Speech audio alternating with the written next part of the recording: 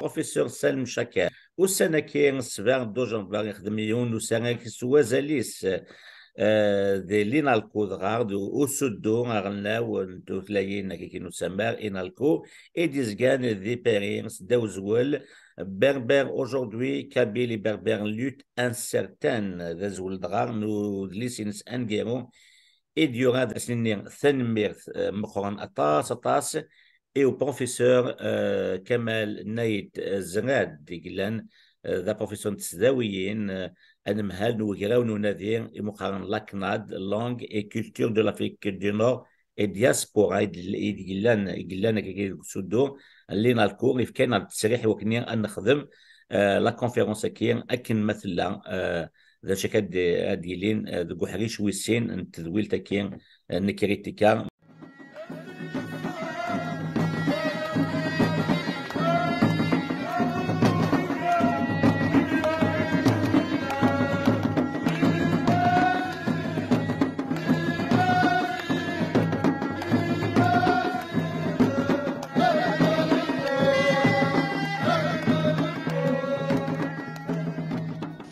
Je crois qu'on va commencer. Alors, bonjour tout le monde. Azoulak. Donc, nous avons le plaisir aujourd'hui d'accueillir notre collègue Salem Chakar, donc qui, comme vous le savez, est professeur émérite à l'Université d'Aix-Marseille et qui était ici, évidemment, à l'INALCO, professeur jusqu'en 2008. Et qui a rejoint ensuite Aix-Marseille. Il est donc spécialiste de linguistique descriptive et historique du berbère, auteur évidemment de plusieurs ouvrages, de plusieurs articles, et il dirige l'encyclopédie berbère, qui arrive maintenant à presque son dernier facile.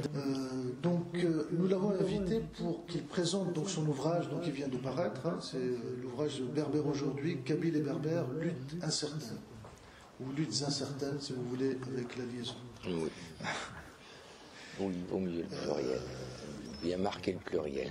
Alors donc je vais lui donner la parole. Voilà. Ok. Bien, merci Kamal, merci. Bonjour à tous, à toutes et à tous.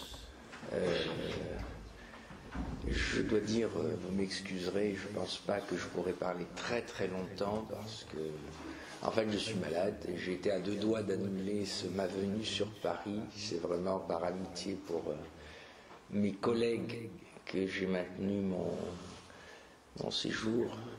Bien que je sois vacciné contre la grippe, je crois que j'ai attrapé une grippe ou une bronchite et j'ai une toux c'est un peu difficile. Voilà. Donc je ne suis pas particulièrement en forme pour parler longtemps. Vous voudrez bien m'en excuser. Et en plus c'est toujours bien. Voilà. Oui, pour moi c'est toujours un plaisir d'intervenir dans cette vieille maison que j'ai connue depuis 1977 en réalité, et même en tant qu'étudiant bien avant, hein, bien avant, tous les cours avaient lieu là, hein, dans les années 70. Voilà.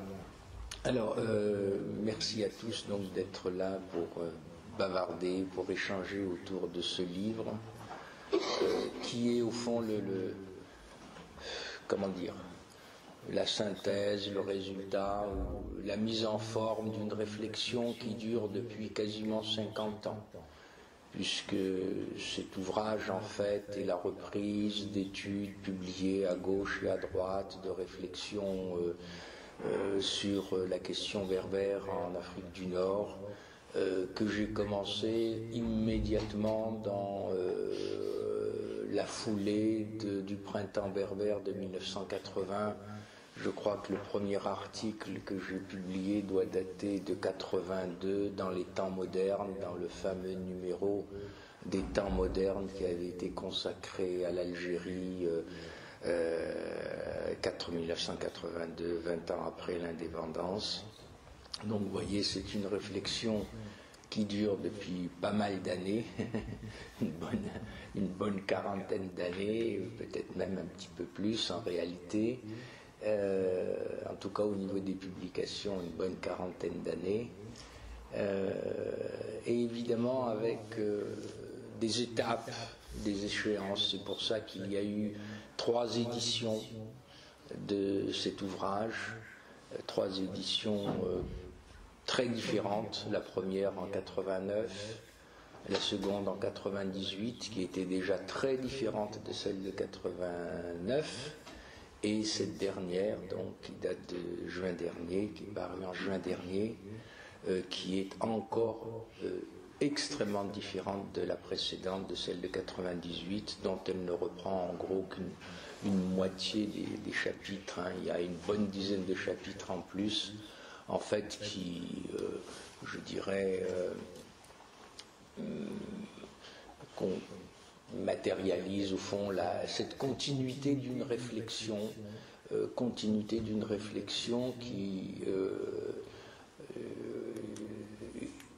et d'une expérience aussi, d'échanges aussi nombreux avec les spécialistes de l'Afrique du Nord, avec la militance berbère, avec toutes sortes d'observateurs, hein, mais aussi qui est évidemment directement déterminé par cette continuité renouvelée sur 40 ans d'une réflexion, et totalement déterminée évidemment par je dirais le contexte et l'évolution du contexte global en Afrique du Nord autour de la question berbère, contexte qui a connu des évolutions extrêmement importantes, hein, extrêmement importantes, et qui donc effectivement oblige à réinterroger l'objet en permanence.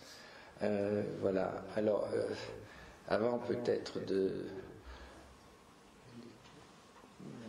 d'évoquer les quelques axes fondamentaux de cette réflexion, je voudrais quand même dire, et vous me permettrez d'avoir une pensée solidaire, hein, avec toutes les victimes de la répression, non seulement en Algérie, mais plus largement en Afrique du Nord. Répression qui prend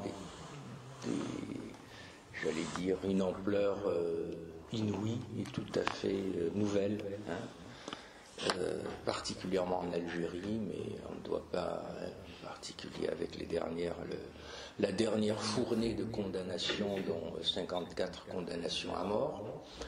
Mais il ne faut pas oublier aussi qu'avant, dans les toutes dernières années, on a eu beaucoup d'autres cas de répression, non seulement en Algérie, contre la presse, contre les militants politiques, mais aussi au Maroc. Et je pense bien sûr aux lourdes condamnations qui ont touché les militants rifins, où la justice marocaine n'y est pas allée de main morte non plus. Voilà. Donc un contexte, ceci aussi m'amène tout de suite à dire que le contexte qu'on pouvait croire plus détendu depuis les années 90, 2000, autour de la question berbère, en réalité reste toujours très difficile, parce que le contexte global est de toute façon extrêmement difficile en Afrique du Nord. Et je dirais... ce contexte n'incite pas trop à l'optimisme, hein, n'incite pas trop à l'optimisme.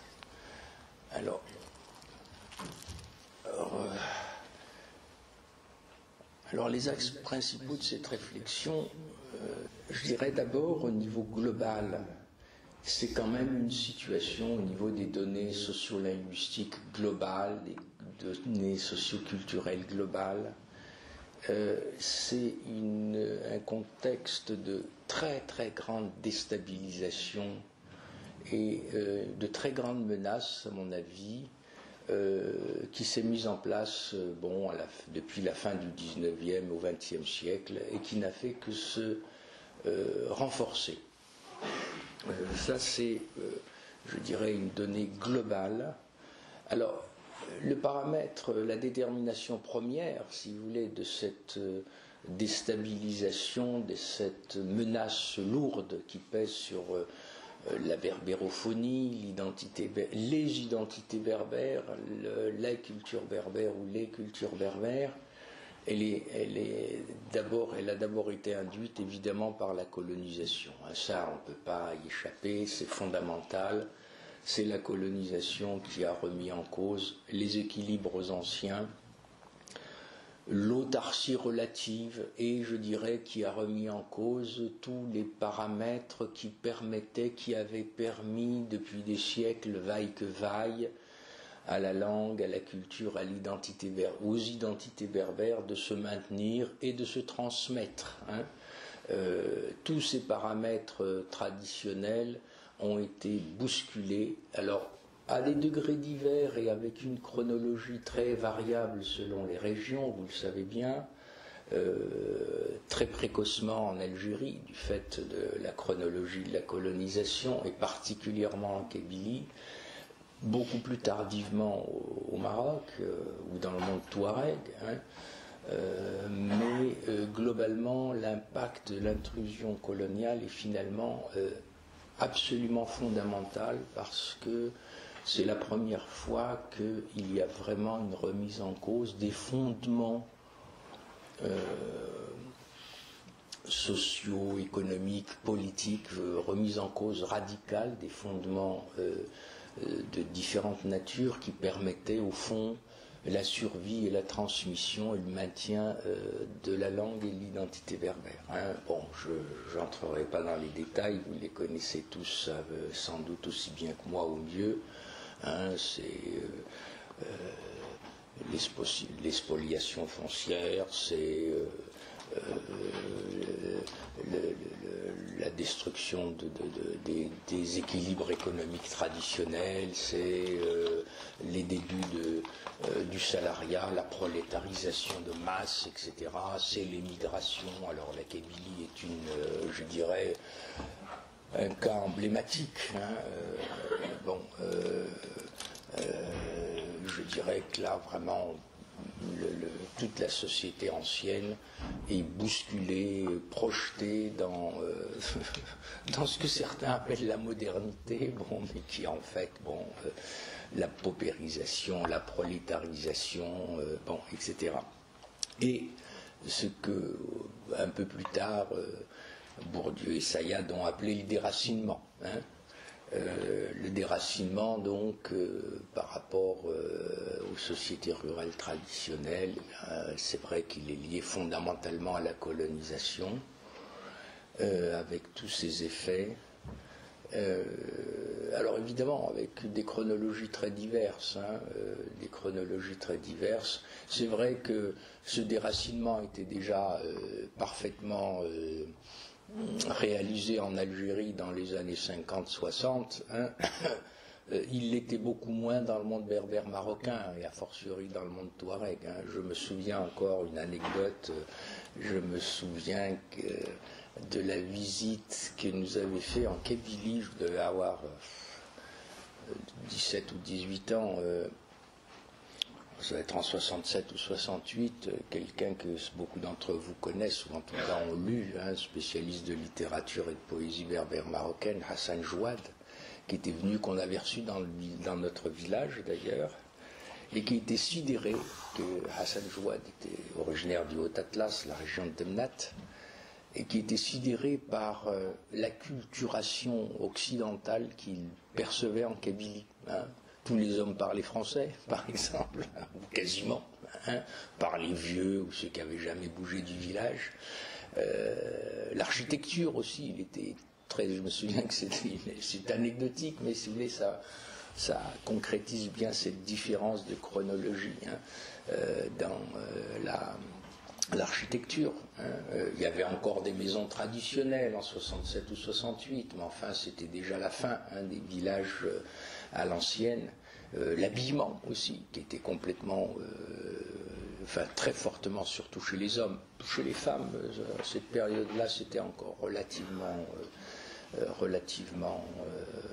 préservé. Enfin, encore qu'il y avait déjà eu en Kabylie de très fortes recompositions, parce que, bon, comme vous le savez tous, la robe kabyle est une réinvention des années 30, 40. Voilà. Bien. Donc, un choc colonial extrêmement puissant qui bouscule ces sociétés et qui détruit, au fond, les éléments qui permettaient la survie, la transmission et le maintien de la langue.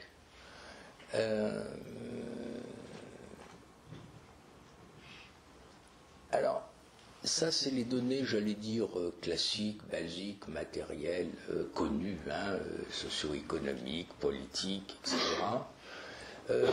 Il y a peut-être un autre aspect qui est peut-être moins perçu, mais bon, c'est que la colonisation, au plan idéologique et politique, a eu d'autres effets. Beaucoup, à la limite, non moins graves. C'est que, en créant le système colonial, en créant une dichotomie radicale entre colonisateurs et colonisés, entre Européens et indigènes, ou entre Européens et musulmans, comme on disait à l'époque, a créé un contexte idéologique et politique tout à fait nouveau. Qui a fait que la plupart des groupes berbérophones, en tout cas des berbérophones du Nord, le cas des Touaregs est un peu à part, au fond, à partir des années 20-30, les élites de ces groupes se sont globalement intégrées, là aussi avec des chronologies diverses, extrêmement diverses, je dirais, à l'horizon nationaliste local, algérien, marocain, etc. C'est-à-dire que l'horizon idéologique et politique, de façon tout à fait, j'allais dire, mécanique, induit par la présence coloniale à travers ce clivage indigène colonisateur, a fait que les Berbères, qui jusque-là fonctionnaient plus ou moins, la plupart en tout cas, comme des entités politiques relativement autonomes, s'intègrent dans les projets nationaux. Il y a là, j'allais dire, presque une petite révolution par rapport à l'histoire antérieure, à l'histoire précoloniale. C'est vraiment la colonisation qui crée l'idéologie nationale, bien entendu, et qui crée les nations, en tout cas au niveau de la conscience collective et individuelle.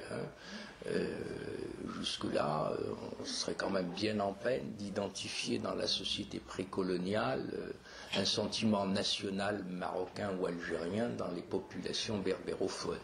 Il y avait d'autres sentiments de communauté, soit régionaux, soit musulmans, soit ce que vous voudrez, mais enfin, national, c'est plus que douteux. Donc, au fond, il y a, au plan idéologique et politique aussi, un effet là tout à fait inattendu.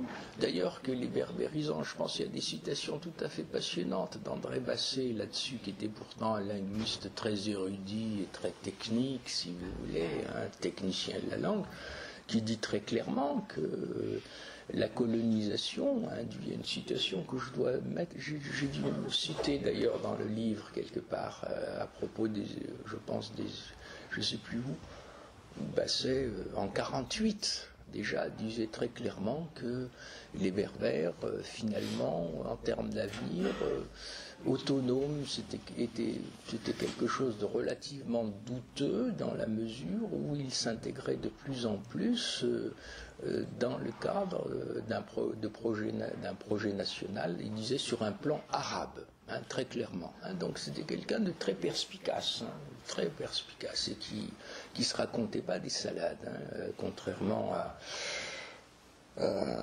une grande lucidité.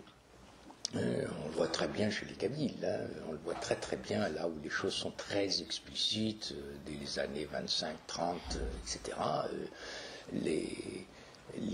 La militance, les élites politiques kabyles sont totalement intégrées au mouvement national algérien, y compris, c'est un point qui a été bien mis en évidence au cours des 20-30 dernières années par les historiens du contemporain, je pense à Carlier, Harbi, à Guénoun aussi, etc., hein, à savoir que, y compris dans ces élites politiques kabyles, à partir, disons, en gros, des années 30, hein,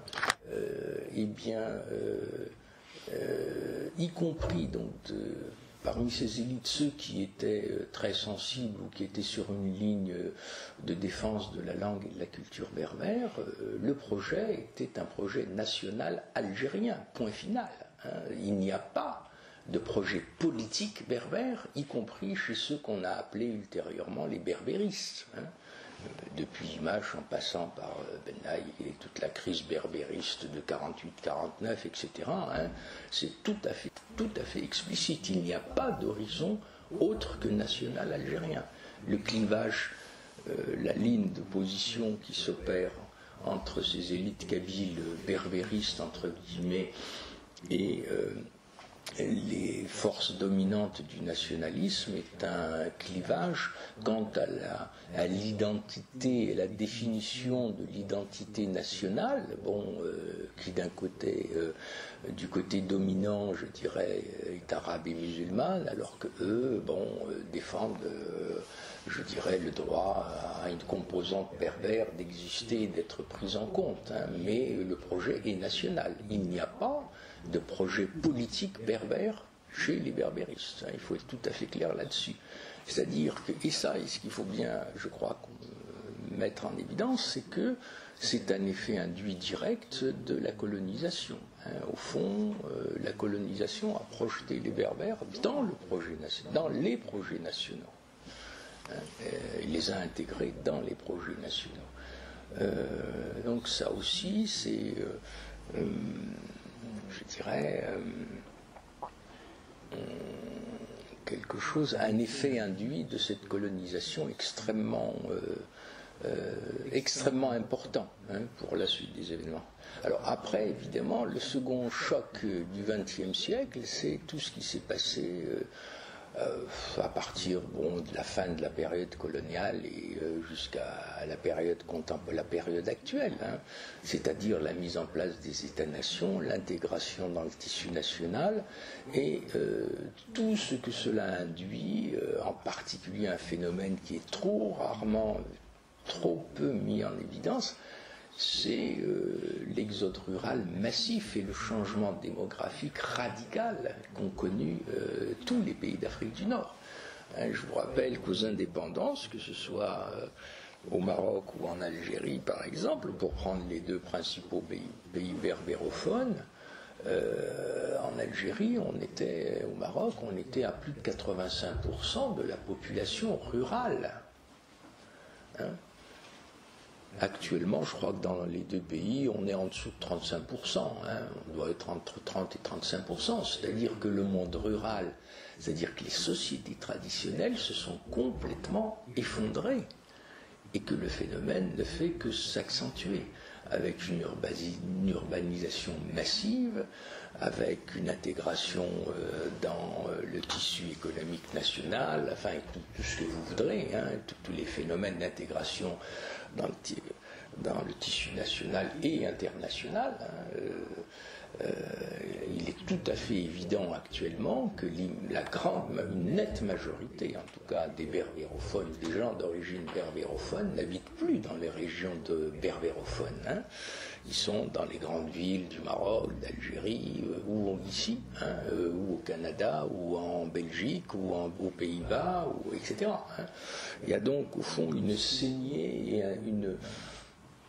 après le déracinement de la fin de la période coloniale, on a maintenant, si vous voulez, quelque chose de plus massif encore et de plus global, qui fait que, au fond, les fondements anthropologiques qui permettaient aux sociétés berbères de se reproduire et de se maintenir, ils sont encore plus fragilisés. Ils sont encore plus fragilisés. Donc, au fond, c'est une dynamique continue, si vous voulez, pendant tout le XXe siècle. Là aussi, avec une fois de plus, des chronologies diverses. Bon, c'est sûr que les migrations kabyles commencent dès le début du XXe siècle, celle des Chleux après 1945, celle des Rifains après 1960, etc. Mais elle n'est non moins massive. J'avais des études, et à propos du Rif, c'est aussi un phénomène d'exode absolument massif. Donc tous ces paramètres, toutes ces données, si vous voulez, ont extraordinairement fragilisé les sociétés berbères. Là-dessus, évidemment, se rajoute ça, ce sont au niveau des constats objectifs, si vous voulez. Au niveau des constats objectifs, là-dessus se rajoutent d'autres paramètres, qui sont les paramètres induits par le politique. À côté du déracinement et de la destruction des sociétés traditionnelles, destruction d'ailleurs, attention, c'est plus profond, c'est pas simplement une destruction matérielle, objective, c'est aussi une dévalorisation qui est derrière, c'est aussi une honte de soi. On est d'être des paysans arriérés, attardés, tout ce que vous voudrez. C'est une rupture par rapport je dirais, à des fidélités, à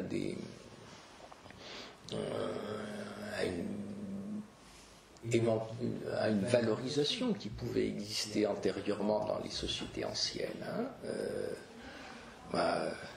Je me souviens très bien au village dans les années 60, les gens un peu éduqués qui avaient vécu en France, etc., ils appelaient les gens du village les Apaches. C'était cette espèce de rejet de soi, en réalité. On est de misérables analphabètes qui avons une langue qui est un patois, qui ne s'écrit pas, enfin toute cette vulgate qui a circulé profondément.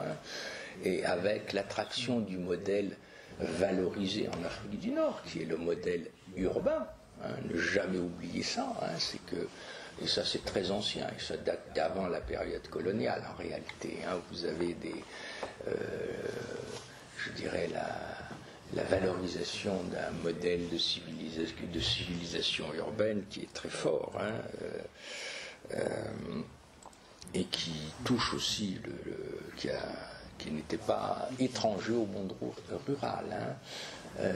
La civilisation était dans la ville, donc c'était déjà présent avant la période coloniale, mais il est évident que ça n'a pu que s'accentuer. Avec ces phénomènes de bouleversement socio-économique, etc. Alors à ces données objectives se sont rajoutés évidemment donc les effets induits des politiques des États indépendants. Je dirais qu'en un mot, alors bon, je vais rester très très global, je ne vais pas entrer dans les détails ni dans une quelconque périodisation, mais après le déracinement et le bousculement, je dirais, des objectifs, des fondements des sociétés traditionnelles, l'autre paramètre donc plus politique et idéologique, c'est ce que je qualifierais de dépossession, puisque au fond les États indépendants, sans exception de la Libye au Maroc, ont considéré pendant des décennies le paramètre berbère comme devant disparaître ou n'ayant pas le droit de citer, ça c'est clair et bien connu, et je dirais lorsque, à partir des années 90, Chartres. Je ne reviendrai pas sur tous les détails des années 60, 70, etc. La gestion ou la non-gestion par les États du paramètre berbère, ou son refoulement, ou sa répression même, en particulier en Libye et en Algérie. Lorsqu'à partir des années 90, on s'est mis en place ce que j'ai appelé dans ce livre la nouvelle, il y a un chapitre qui s'appelle la nouvelle politique berbère, hein, en gros à partir des années 90, c'est-à-dire une prise en charge par l'État central, en tout cas en Algérie ou au Maroc, la configuration qui se met et la position, je dirais, cette nouvelle politique linguistique et culturelle qui se met en place aussi bien, très progressivement, hein, aussi bien au Maroc qu'en Algérie, est tout à fait explicite dans les textes les plus officiels. Je pense aux constitutions, bien sûr, du Maroc et de l'Algérie. Au fond, c'est une opération, après avoir nié, combattu ce paramètre berbère pendant au moins 3 décennies, ces États qui ont commencé à reconnaître ou à prendre en charge le paramètre berbère, à vouloir prendre en charge, l'ont pris en charge dans le cadre de ce que j'ai appelé donc une stratégie de dépossession. Hein. Il s'agit en fait dans tous les cas d'une prise en charge par l'État central et en tant que, c'est tout à fait explicite dans les 2 pays principaux de la berbérophonie, en tant que élément indivis du patrimoine culturel et linguistique de la nation.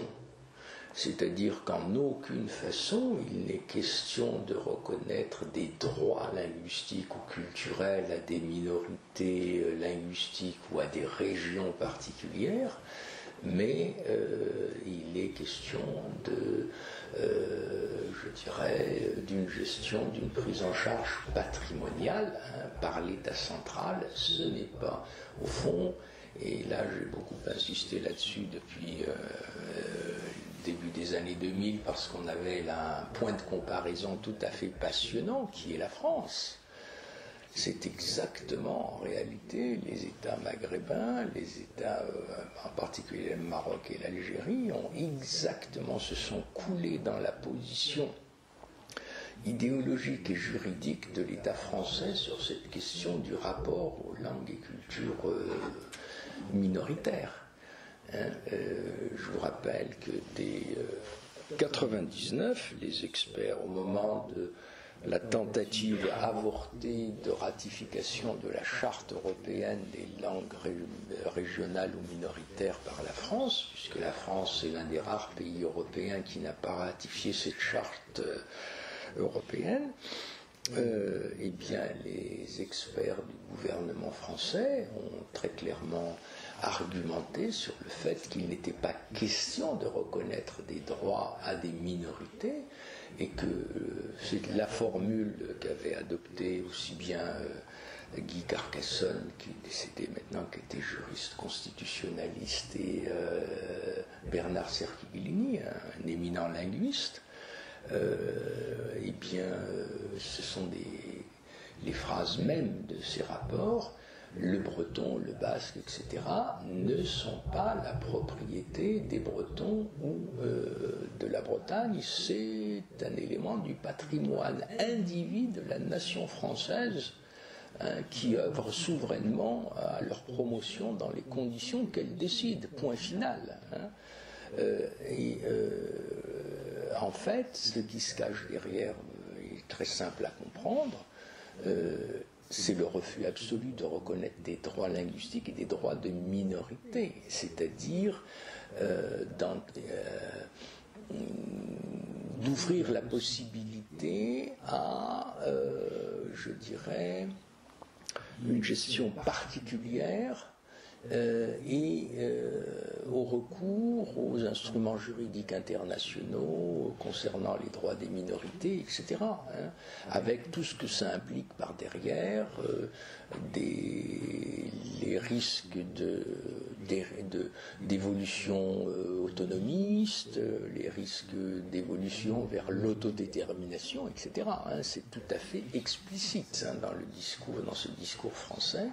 Et vous savez très bien que c'est d'autant plus explicite en France que le Conseil constitutionnel et le Conseil d'État ont systématiquement censuré toutes les décisions, les tentatives de décision gouvernementale française depuis 20 ou 30 ans qui tendaient à reconnaître des droits particuliers à la Corse, en particulier le Conseil constitutionnel a censuré les tentatives de changement de statut il y a une vingtaine d'années. C'est pareil pour l'intégration des écoles diwan, des écoles bretonnes à immersion bretonne. Leur intégration dans le giron de l'éducation nationale a été censurée par le Conseil d'État au motif que la Constitution française ne le permet pas, parce que la France est une république une et indivisible, composée de citoyens égaux en droit, point final. Et donc il n'est pas question de reconnaître des droits particuliers aux Bretons, aux Corses, etc. On est vraiment dans cette logique-là. Et c'est une logique en fait de dépossession, tout simplement, qui est liée à cette tradition très ultra-centralisatrice qu'on appelle couramment jacobine, dont les États maghrébins ont hérité complètement. Je veux dire, il n'est pas question, au fond, et là on a des formulations, on a dans la constitution marocaine notamment, mais aussi dans les discours officiels algériens, des formulations qui sont des reprises directes du discours français. Le berbère n'est pas l'apanage d'une région particulière ou d'un groupe particulier, c'est un élément du patrimoine national. C'est-à-dire que après le déracinement, le bousculement et la remise en cause fondamentale des fondements mêmes qui ont permis pendant des siècles la reproduction, la transmission et la survie de la langue et de la culture, au fond, on est dans un stade où maintenant les berbères sont dépossédés au profit d'un État central qui décide souverainement de ce qu'il en fait. Avec les résultats qu'on connaît aussi bien au Maroc qu'en Algérie d'ailleurs. Donc après le déracinement, on est bien dans une entreprise de dépossession. Donc une situation globalement qui m'apparaît à la fois pour des raisons historiques, socio-économiques, etc., et politico-idéologiques en particulier plus récentes, extrêmement difficile et problématique. Alors évidemment, la question qui se pose, je ne sais pas qui est dans la salle, mais on peut se dire, est-ce que malgré tout, dans ce contexte, peut-être avant de poser cette question, d'expliciter un peu ce qui pourra apparaître comme une attitude, un discours très pessimiste, c'est que on sait très bien, si vous voulez, d'ailleurs c'est des mots que j'ai employés dans l'introduction de cet ouvrage, au fond, on sait très très bien que pour qu'une langue, une culture se maintienne, il faut que les bases sociales, économiques, éventuellement politiques soient là. Une langue, c'est pas... Qu'est-ce qu'une langue Au fond, une langue, c'est le moyen d'expression d'expression aussi, de communication et d'expression culturelle d'une communauté déterminée. C'est-à-dire qu'il faut qu'il y ait une communauté, il faut qu'il y ait les conditions d'existence d'une communauté. Sinon, et ça c'est des données qui sont que les linguistes, que les sociolinguistes ont bien vu depuis fort longtemps. Je pense en particulier à toute la réflexion des sociolinguistes catalans qui, dès les années 50, bien donc encore en plein franquisme, disaient très clairement, de toute façon, en dehors d'un self-government, d'une capacité de décision autonome, nos langues minoritaires, et parler du catalan, ne peuvent pas survivre.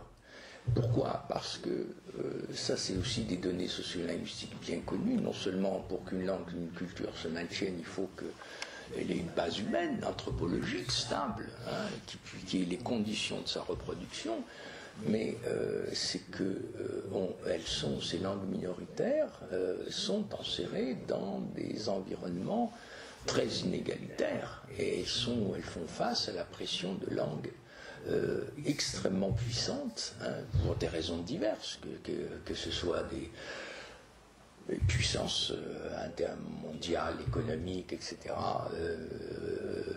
comme peut l'exercer le français, ou d'autres forces plus symboliques, comme l'arabe classique, avec son lien très étroit avec la religion, ou, comme c'est le cas en Afrique du Nord, l'arabe dialectal, qui est en réalité la véritable langue véhiculaire de l'Afrique du Nord depuis longtemps.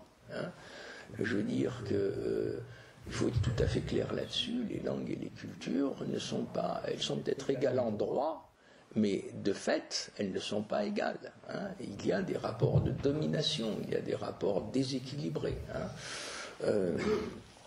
Et ça, n'est jamais oublié que le berbère est dans cette situation de domination, de minoration depuis des siècles.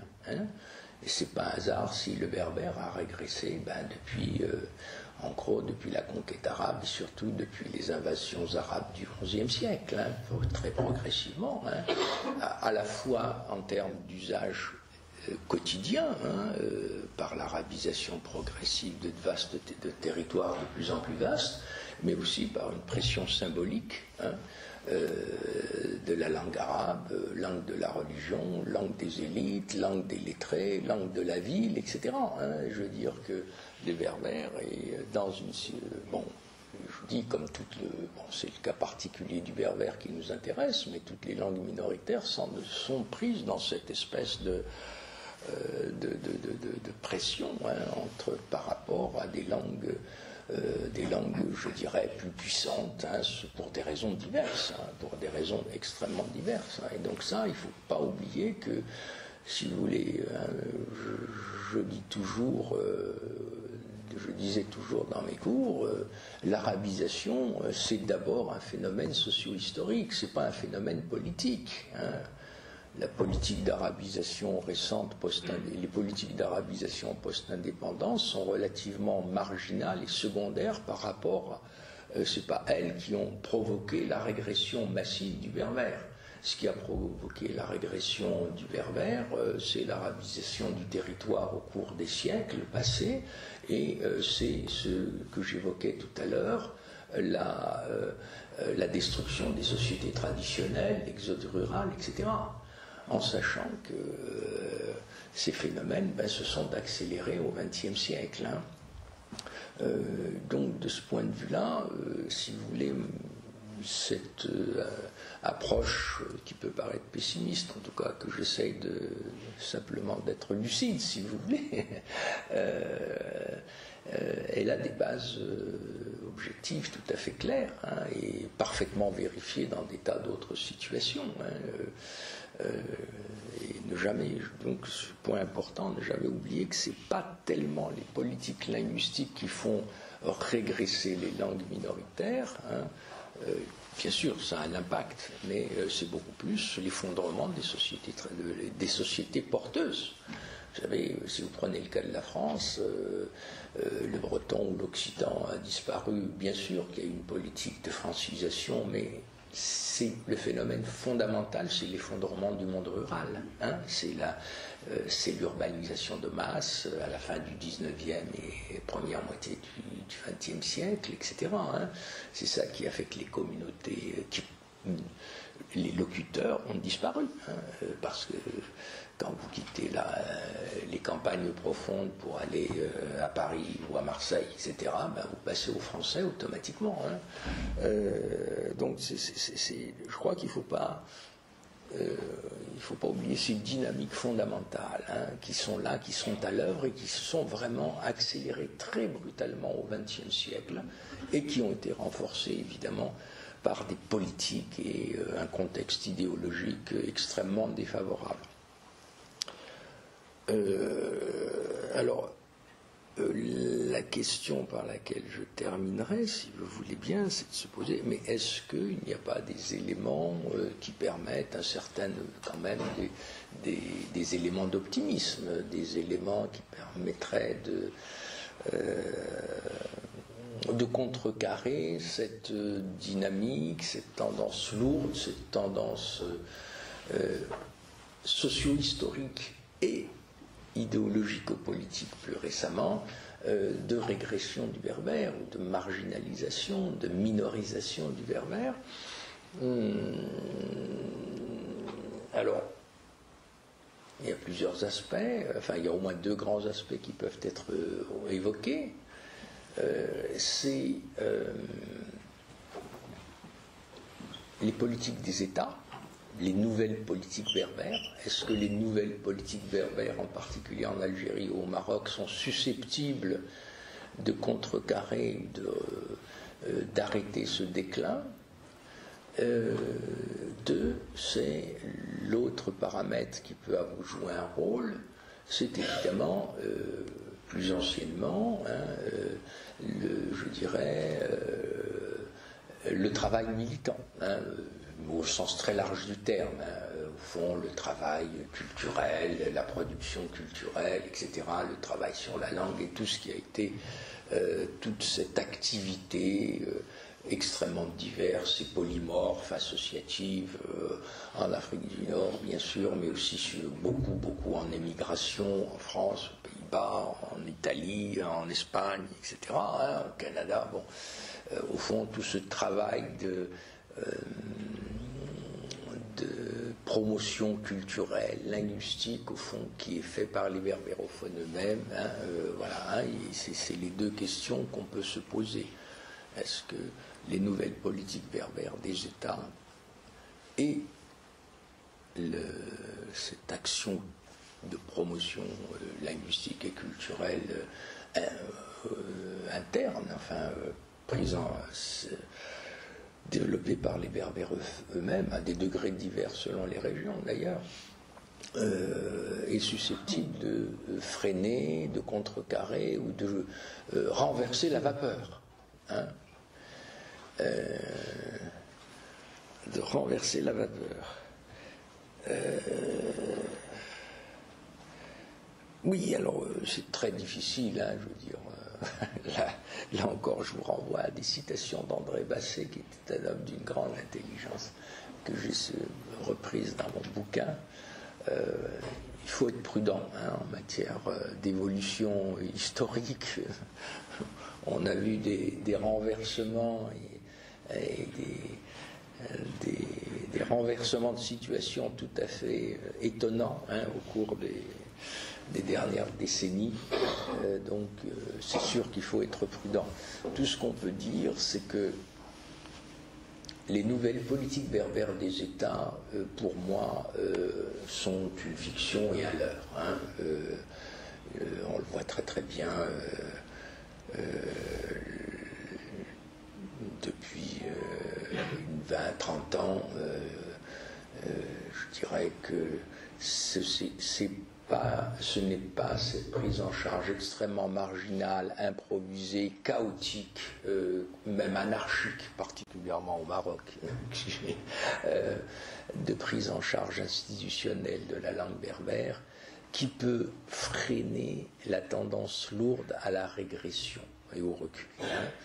Je dirais que là, même les voix les plus autorisées marocaines, je pense au recteur de l'IRCAM, ont à plusieurs reprises déclaré que l'enseignement du berbère était un échec, déclaré publiquement, hein, c'est pas moi qui l'invente, hein, était un échec. Vous avez des études, un article de Melmoun Tassir, par exemple, aussi, qui est très clair, 2019, qui est très clair là-dessus.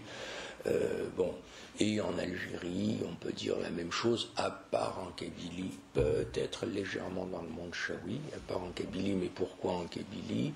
Parce que à côté de l'institution, il y a une véritable prise en charge, j'allais dire, par la société, tout simplement, hein, par les différents niveaux, acteurs sociaux, associatifs, mais aussi même institutionnels, les mairies, les communes, etc. Il y a une diffusion des relais sociaux beaucoup plus puissants, mais c'est peut-être le seul exemple.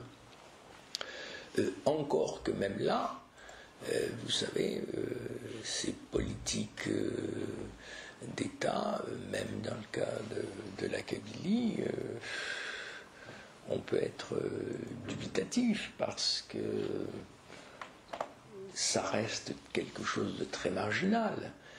En termes de fonction,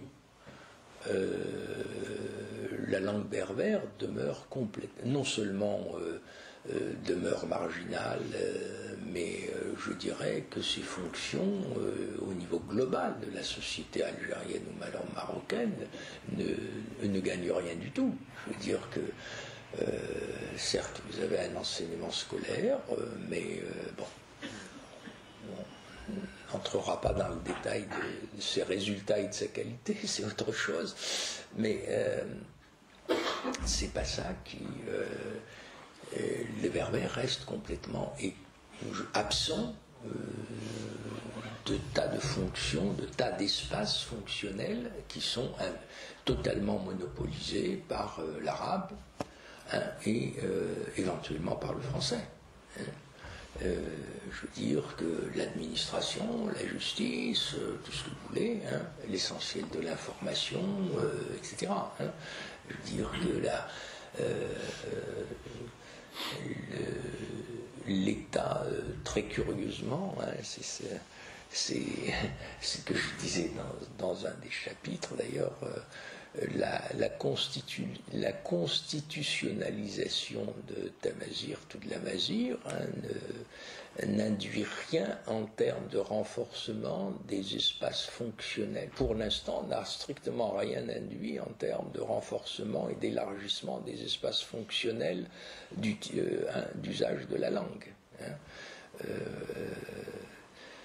Au contraire, je dirais que si on regarde sur la longue durée, partout, les espaces,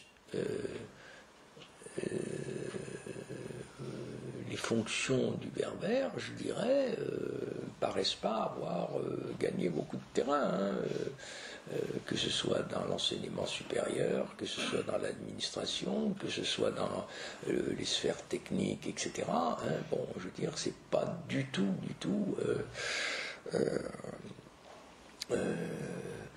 c'est pas du tout évident, hein, qu'il y ait au contraire, hein, dès qu'on passe, c'est quand même un constat qu'on peut faire partout, en Maroc comme en Algérie, c'est que dès qu'on passe aux usages non oraux, non traditionnels, non villageois, non familiaux, les gens passent automatiquement à l'arabe ou au français. Hein, ou au français.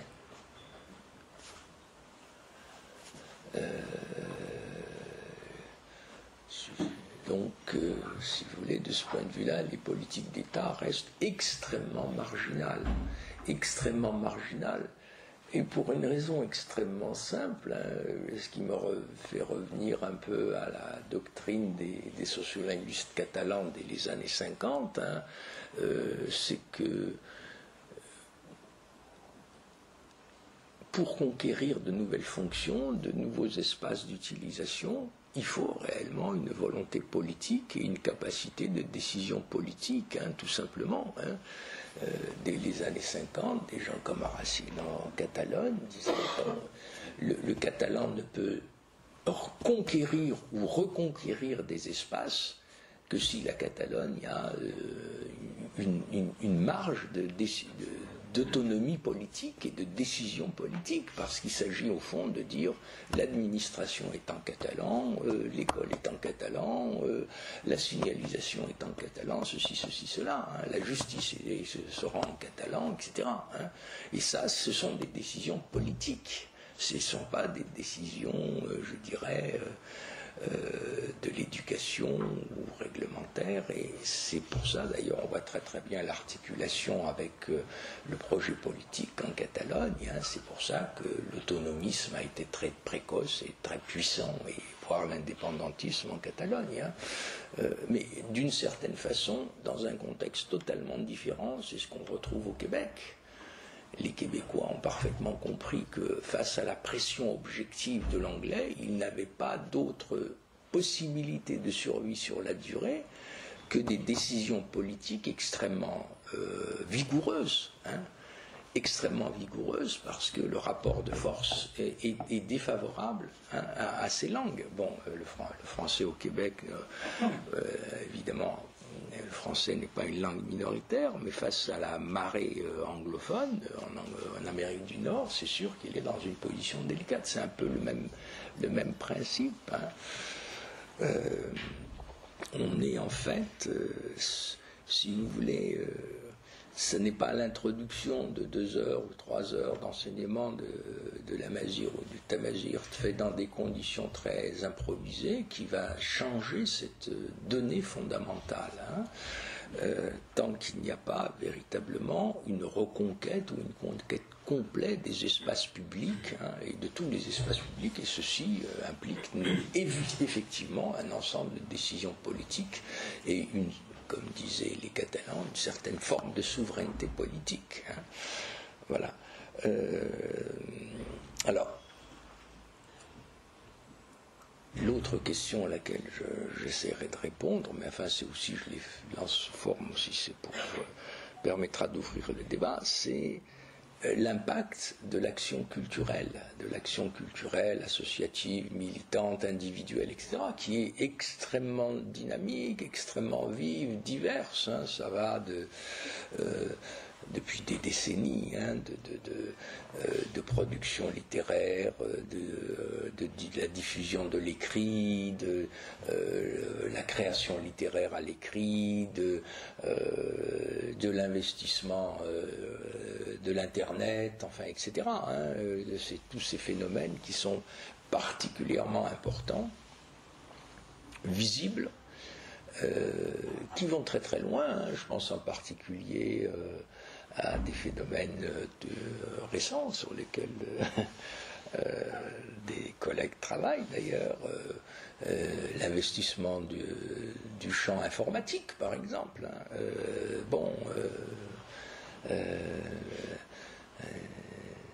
L'élaboration de toutes sortes d'outils informatiques pour le berbère ou en berbère, hein, par exemple, c'est toute la production littéraire écrite, publiée aussi bien en Europe qu'en Afrique du Nord, qui est maintenant considérable, en particulier dans certaines régions, hein. Je pense bien sûr à la Kabylie, mais aussi au Rif, hein, ce qui est très prolixe de ce point de vue-là, au domaine Chleu, bon, etc. Il y a là indiscutablement un dynamisme significatif, hein, en tout cas une présence tout à fait visible, hein, tout à fait forte. Alors, là encore, je dirais que cette production culturelle, toute cette action culturelle très décentralisée, très polymorphe, hein, etc., qui est très largement extra-institutionnelle, qu'il l'était au départ et qu'il demeure, hein, largement extra-institutionnelle. Hein, je veux dire que ce que publie le HCA en Algérie ou ce que publie l'IRCAM au Maroc, et ce n'est qu'une goutte d'eau par rapport à tout ce qui se publie, par exemple, hein, en matière littéraire, dans le vaste monde et en Afrique du Nord. Hein. Voilà, alors la question est de savoir. Alors, je dirais simplement sur cette question que toute cette effervescence, ce dynamisme culturel qui a eu un impact et un rôle considérable,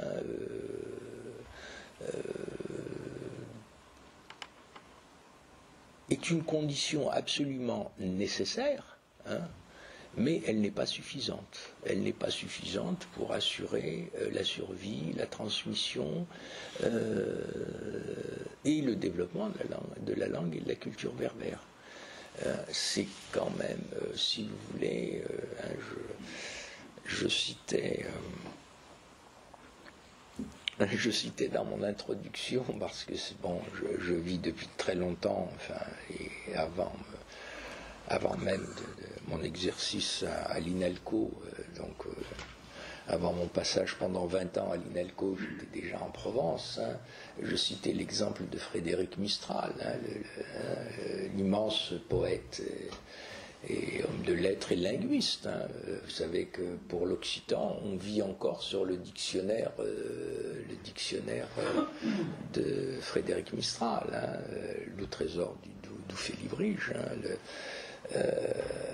Donc Frédéric Mistral, poète provençal, etc., provençaliste, militant culturel, prix Nobel de littérature en 1904 pour son œuvre provençale. Bon, voilà, je crois que tout est dit. L'action culturelle sans un soubassement,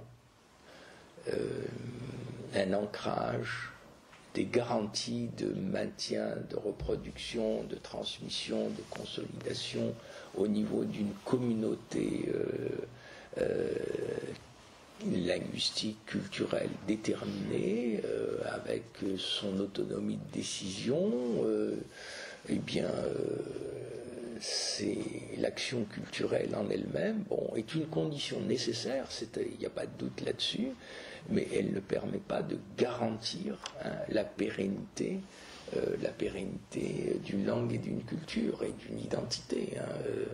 Comme je disais dans cette introduction, que reste-t-il du provençal ? Un accent, un folklore, point final, mais plus aucune transmission intrafamiliale, par exemple, et plus aucune création. Bon, un siècle après, voilà. Donc il faut être extrêmement prudent et, je crois, lucide, dire qu'on ne peut pas considérer que l'action culturelle à elle seule peut garantir la consolidation et la survie d'une langue et d'une culture. J'ai évoqué le cas du provençal et de l'occitan, mais on pourrait dire la même chose du breton. En un siècle, le monde rural breton était encore avant 14 totalement bretonnant. On entend encore des gens parler breton, mais c'est rare, ou alors c'est une acquisition, une réacquisition militante. Au fond, et là, ce sont ce qu'on voit en France et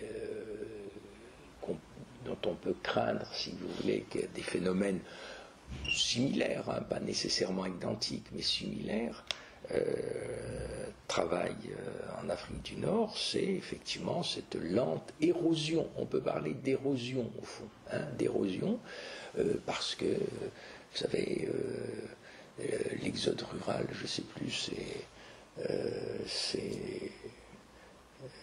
sais plus, je crois que c'est Boucous d'ailleurs qui contestait les chiffres du recensement linguistique des derniers chiffres avancés par l'institution marocaine quant au nombre de berbérophones qui auraient chuté brutalement et qui évoquait en particulier le problème des populations berbérophones installées gigantes, enfin un nombre énorme, comme en Algérie d'ailleurs, à Casablanca, etc., dans les villes, du fait de l'exode rural, énormément de chleux, etc., à Casa. Pareil à Alger, on dit toujours Alger est une ville kabyle. Vous savez que dès 1911, les statistiques du gouvernement général d'Algérie donnaient 60% de la population d'Alger d'origine kabyle.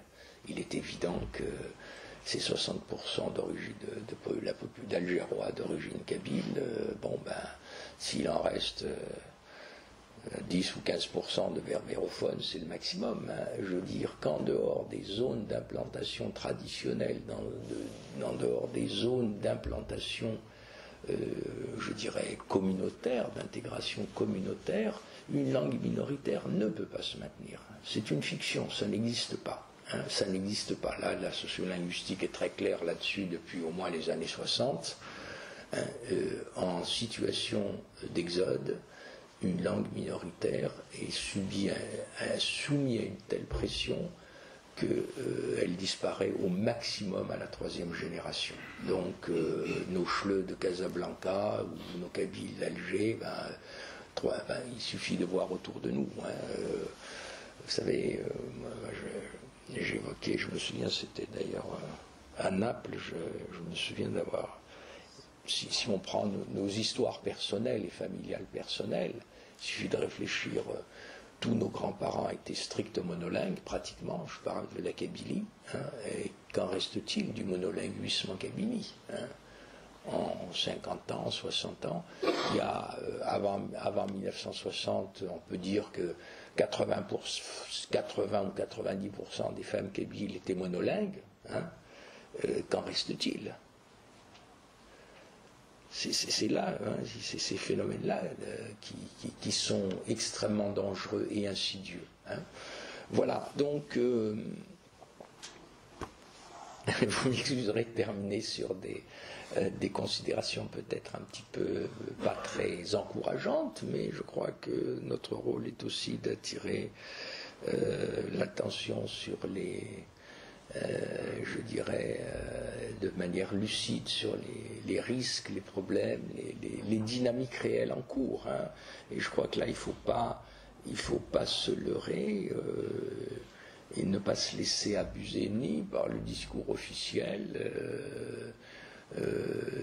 qui n'a strictement aucun sens, hein, sociolinguistique, la mazire est la langue de tous les Marocains, ou la tamazigh est la langue de tous les Algériens, ça ne veut strictement rien dire. Hein. Du point de vue sociolinguistique, c'est une aberration. Hein. Je veux dire, une langue est la langue d'une communauté déterminée, sinon ça n'existe pas. Hein. Sinon c'est une langue morte, point. Hein. Une langue qui n'est pas le moyen d'expression permanent, dominant d'une communauté est une langue morte. Hein. Voilà. Donc, il ne faut pas se laisser abuser ni par le discours officiel, hein, ni par le discours militant. Hein, le discours militant qui a peut-être un peu trop tendance à prendre ses désirs pour des réalités. Hein. Je dirais que la production culturelle est remarquable, l'action culturelle est tout à fait remarquable, et je pense en particulier dans le cadre de la consolidation et la diffusion de l'écrit, mais je dirais que ça ne garantit pas absolument la pérennité. Bon, voilà, donc voilà un petit peu, je dirais, les axes, je dirais, de réflexion essentiels. Hein. Une situation difficile, une situation difficile, qui reste difficile, à mon avis, et que la nouvelle politique berbère, au fond, n'a en aucune façon amélioré. Hein. Au contraire, je pense, alors peut-être moins en Kabylie, mais que dans beaucoup de régions, cette ligne de patrimonialisation peut avoir des effets absolument pervers et je dirais, tout à fait contre-productif, y compris en milieu berbérophone. Hein.